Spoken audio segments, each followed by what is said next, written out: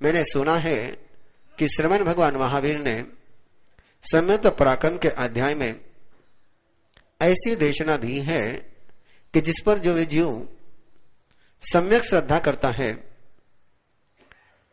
उसकी प्रचिति लेता है, उसमें रस लेता है, उनको स्पर्श करता है, उनकी आज्ञा के अनुसार उनकी अनुपालना करता है, ऐसे जीव सिद्ध हो जाते हैं, बुद्ध होते हैं, मुक्त होते हैं, परिनिर्वाण को प्राप्त होते हैं और सारे ही दुखों का अंत करते हैं। उस अध्याय का तस्सनम अयमठे योमय जहितम जहां संवेगे निव्ये धम्म श्रद्धा गुरु सहाम्य सुसुसनया आलोयनया निंदनया ग्रहणया सामाय्ये चोविस्थवे वंदनये पडिक्कमने कौसग्गे पचक्खाने थोथुई मंगले काल पडिलेहनया पायचित्त करणे खमावनया सज्जाये वायनया पडिपुच्छनया परियट्टनया अनुपेहा धम्म कहा सुयस अर्हनया एगगमन सन्निवेशनया संजमे तवे ओदाने सुहसाये अपरिबद्धया विविध सैना सन सेवनया विनियट्टनया संभोग बजखाने वही बजखाने आहार बजखाने कसाय बजखाने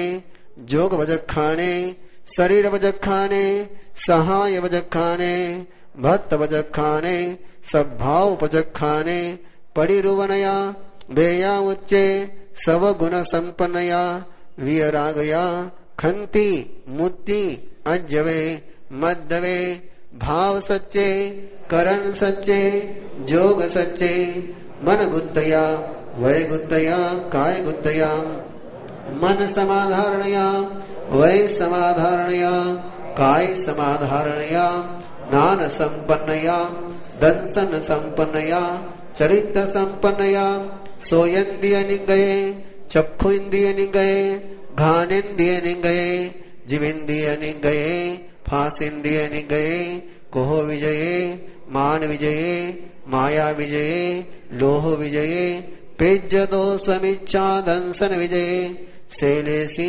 अकमयाम। 73 बोल और 72 सवाल। आइए विवेचन करते समय ध्यान में रखना कि आपकी नजर शुद्धदेव के अक्षरों पर रहेगी, कान मेरे तरफ रहेंगे और मैंने कोई केवल आपके पास शब्दार्थ नहीं पहुंचाना है, आपके जीवन के संदर्भ में उसका क्या मीनिंग है उसी के आधार पर मैंने बात आपके पास पहुंचानी है। केवल उसकी शैडो या छाया मैंने आपको नहीं देनी है, तो उसका रस मैंने आपको देना है। इसलिए कहीं ये मत समझ लेना कि मैं शब्दार्थ करने जा रहा हूं। आइए सवाल सब साथ में बोलेंगे। संवेगेनम भन्ते जीवे किम जनयी, बोलिए। संवेग यानी बंधन से मुक्त होने की कामना, बंधन से मुक्त होने की तीव्रतम अध्यवसाय, बंधन की अनुभूति और मुक्त होने का उत्कट सपना जिस पल मन में जन्मता है उसको संवेग कहते हैं। कर्म बंधन से मुक्त होने की भावना का जागरण हो जाए, कर्म के बंधनों की में अनुभूति हो जाए।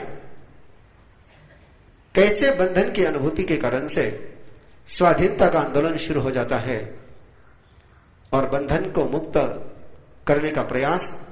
अंतर में जिस पल बंधन मुक्त होने की भावना का जन्म होता है उसी पल श्रेष्ठतम धर्म श्रद्धा का जन्म होता है। जब तक बंधन की अनुभूति नहीं, बंधन मुक्ति की कामना नहीं, कर्म के बंधनों को महसूस नहीं किया और कर्म के बंधन को तोड़ने की भावना जब तक जन्मे नहीं, तब तक धर्म श्रद्धा का जन्म होता नहीं। इसलिए कर्म बंधनों से मुक्त होने की उत्कट कामना जिस पल मन में जन्मती है उस पल धर्म श्रद्धा का जन्म होता है और अनुत्तर धर्म श्रद्धा के कारण से और स्वाधीनता का आंदोलन और स्वाधीन होने की भावना प्रबलतम बनती है। और जैसे जैसे स्वाधीन होने की भावना प्रबलतम बनती है वैसे ही क्रोध, मान, माया और लोभ जो अनंत क्रोध मान माया लोभ है, जिस क्रोध के कारण से अनंत पाप का जन्म होता है, जिस अहंकार के कारण से अनंत पाप का जन्म होता है, जिस कषाय के कारण से अनंत दुख का जन्म होता है, ऐसे कषाय जीवन में से समाप्त हो जाते हैं। नए कषाय का बंध नहीं करता, और उन कषायों के कारण से जीवन में जो मिथ्यात्व आया हुआ है, जो गलतफहमी आई हुई है, जो झूठ आया हुआ है, उन झूठ को वो शुद्ध कर लेता है। और जब जीवन में मिथ्यात्व की शुद्धि होती है, तब जाकर के व्यक्ति दर्शन का आराधक बनता है, तब जाकर के उसमें किसी परमात्मा के, किसी भव्यता के दर्शन देखने का सामर्थ्य आता है। और जिसमें परमात्मा को देखने का सामर्थ्य आ गया, जिसमें भगवत्ता को देखने का सामर्थ्य आ गया, वो उसी जन्म में मोक्ष में जा सकता है, उसी जन्म में मोक्ष हो सकता है। और यदि उस जन्म में वो मोक्ष में नहीं गया, तो अधिक से अधिकतम तीसरे भव में तो उसने मोक्ष में जाना ही जाना है। तीसरे भव के बाद उसका चौथा भव नहीं होना है। केवल मन में बंधन से मुक्त होने की कामना इतनी गहरी होनी चाहिए, इतनी गहरी होनी चाहिए। और इतिहास, ये सिद्धांत है, निसर्ग का भी है, हर जगह का है। स्वाधीनता आंदोलन जब शुरू हुआ भारत का, तो तीसरी पीढ़ी में जाकर के स्वाधीनता प्राप्त हो ही गई। किसी भी विश्व का इतिहास का पन्ना उठा करके देखिए, जिन्होंने स्वाधीनता का आंदोलन शुरू किया, किसी को उसी पीढ़ी ने स्वाधीनता प्राप्त करी, किसी में दूसरे पीढ़ी में, लेकिन तीसरे पीढ़ी में तो स्वाधीनता मिलती ही मिलती है। चौथी पीढ़ी को स्वाधीनता का आंदोलन चलाना नहीं पड़ता है। अपने भारत के स्वाधीनता आंदोलन को भी याद करोगे आप, तो आपको पता चलेगा कि तीसरी पीढ़ी में स्वाधीनता प्राप्त हो चुकी थी। महात्मा गांधी की पीढ़ी तीसरी पीढ़ी है। दूसरी पीढ़ी थी लोकमान्य तिलक की, और उसके पहले पीढ़ी थी एनी बेजेंट की। इसलिए तीसरी पीढ़ी में, पहले पीढ़ी ने होम रूल लिंक आंदोलन चलाया था, दूसरे पीढ़ी ने स्वाधीनता हमारा अधिकार है का घोष लगाया था, और तीसरे पीढ़ी ने कहा था छोड़ो इंडिया। ऐसे तीसरे पीढ़ी में स्वाधीनता मिलती ही मिलती है। ये परमात्मा का सत्य है कि आप किसी भी बंधन से मुक्त होना चाहोगे तो उसमें ज्यादा से ज्यादा 3 पीढ़ियां लगेगी, 3 जन्म लगेंगे, 3 दिन लगेंगे, 3 प्रहर लगेंगे, 3 घंटे लगेंगे।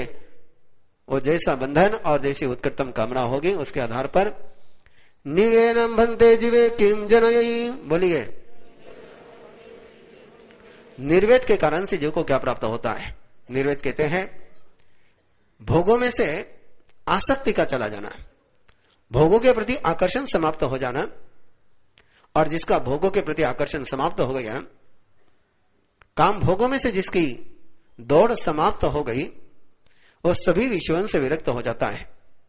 और सभी विषयों से जो विरक्त हो जाता है, वो सभी प्रकार के आरंभ का, नए उद्योग करने का, नई हिंसा करने का त्याग करता है। और जिसने हिंसा का त्याग कर दिया, उसने संसार का मार्ग समाप्त कर दिया।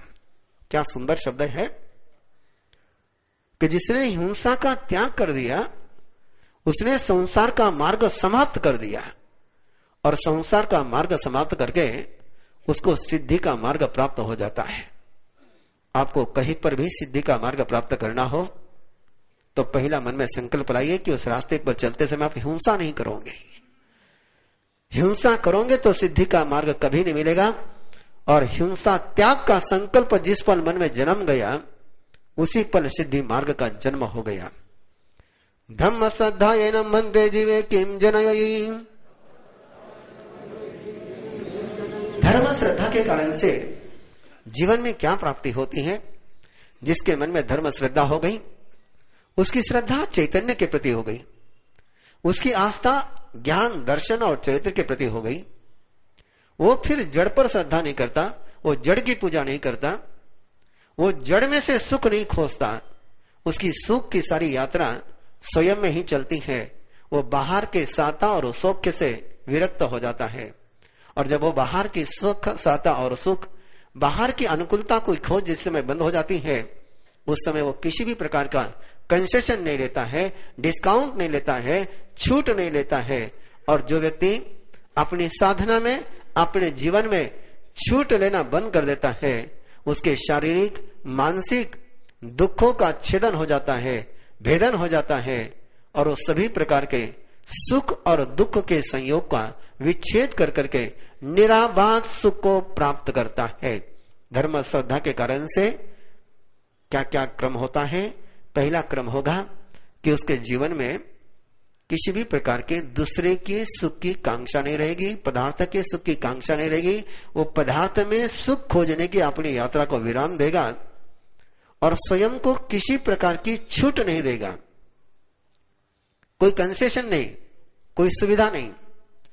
जिसने सुविधावादी दृष्टिकोण छोड़ दिया वही साधना के मार्ग पर चलता हुआ दुखों का, शारीरिक दुख का, मानसिक दुख का छेदन भेदन करते हुए निराबाध सुख की अनुभूति कर सकता है। गुरु साम्य सुसनायनम मन्ते जीवे किम जनई। गुरु और साधर्मिक की शुश्रूषा करने के कारण से दो शब्द है और दोनों शब्द बिल्कुल अलग अलग है। आगे आएगा वयावच्चे न मनते जीवे किम जनई, और यह है शुश्रूषा। शुश्रूषा का अर्थ होता है संघीय सामाजिक पारिवारिक दायित्व का निर्वाह करना, और वयावच्च का अर्थ होता है कि सामने वाले को दुख से मुक्त कर देना। तो यह पूछा गया है कि गुरु और साधर्मिक ये दोनों ही रिश्ते धर्म के हैं, और धर्म संघ के इन रिश्तों में जो अपने गुरु और अपने साधर्मिक की शुश्रूषा करता है, सेवा करता है, उनकी अनुकूलता उपस्थित कर देता है, वो जीव को विनय की अनुभूति होती है। और विनय की अनुभूति होने का अर्थ है कि उसके जीवन में से विपत्ति को अनुभव करने की दृष्टि समाप्त हो जाती है और संपत्ति को देखने की दृष्टि आ जाती है। विनय का अर्थ केवल इतना मत लेना कि उसमें नम्रता आ जाती है। विनय की प्रतिपत्ति जिसको हो गई उसने संपत्ति को देखना शुरू कर दिया और विपत्तियां उसके जीवन में से चले गई। और ऐसी जीवन में विनय की प्रतिपत्ति हो जाती है, वो जीव नरक, तिर्यंच, मनुष्य और देव की दुर्गतियों को समाप्त कर देता है। शब्द ध्यान से लेना, क्यों ऐसा आपने सुना है कि देवगति सुगति है, मनुष्य गति सुगति है, लेकिन परमाधार्मिक देव की देवगति कोई सुगति नहीं, और मनुष्य गति में आकर के भी नरक गति का उपार्जन करने वाले की गति भी कोई सुगति नहीं। तो इस प्रकार की जो दुर्गति है, चारों ही गतियों में जो दुर्गति है, नारकी की, तिर्यंच की, मनुष्य की और देव की, इन चारों की ही दुर्गतियों को वो समाप्त कर देता है। उसके अंदर में अपने गुरु के प्रति, अपने साधर्म के प्रति एक अहोभाव का जन्म होता है, बहुमान का जन्म होता है। वह अपने साधर्मिक की प्रशंसा करता है, वह अपने साधर्मिक का अहोभाव से स्वीकार करता है, और उसके कारण से उसकी देव सुगति का बंध होता है। वो सिद्ध सुगति की भी, सिद्धि की सुगति का भी शुद्धि करता है। विनय मूलक जितने प्रशस्त कार्य है वो सारे उसके सिद्ध हो जाते हैं, और बहुत सारे जीवों को वो प्रभु के साथ जोड़ने में समर्थ होता है। गुरु और साधर्मिक की शुश्रूषा करता है, वो परमात्मा के साथ दुनिया को जोड़ देता है। और इसी साधर्मिक शुश्रूषा के लिए आपके आंगन में गौतम निधि का कार्यक्रम इसके पहले भी संपन्न हो चुका है, और चतुर्मास का आखिरी कार्यक्रम है। कर्नाटक के श्री घोर तपस्विराज पूज्य श्री गणेशलाल जी महाराज साहब के जन्म जयंती के पावन अवसर पर 1 नवंबर उनकी जन्म जयंती है, और उनके जन्म जयंती के पावन अवसर पर गौतम निधि का वो कार्यक्रम है, गुरु साधर्मिक की शुश्रूषा करने का। अड़यनयनम मन्ते जीवे किम जनयी। स्वयं के पापों को स्वयं की नजर से, आत्म साक्षी से देखने का क्या परिणाम आता है। जिसने स्वयं के पापों को स्वीकार कर लिया, स्वयं के भूलों को देख लिया, उसके जीवन में से 3 कांटे निकल जाते हैं। कपट का कांटा निकल जाता है, धर्म कर करके संसार की वासना पूर्ति करने के जो सपने उसके अंदर रहते हैं वो निकल जाते हैं, और उसके जीवन में कभी झूठ को देखने की दृष्टि नहीं आती है। वो सत्यदर्शी बनता है। उसके जीवन में जो मिथ्या के कांटे हैं, निदान के कांटे हैं, माया के कांटे हैं, वो सारे कांटे निकल जाते हैं, और उसके मोक्ष मार्ग में, उसके रास्ते पर आने वाले सारे विघ्न, अनंत संसार के बंधन, उन सब टूट जाते हैं।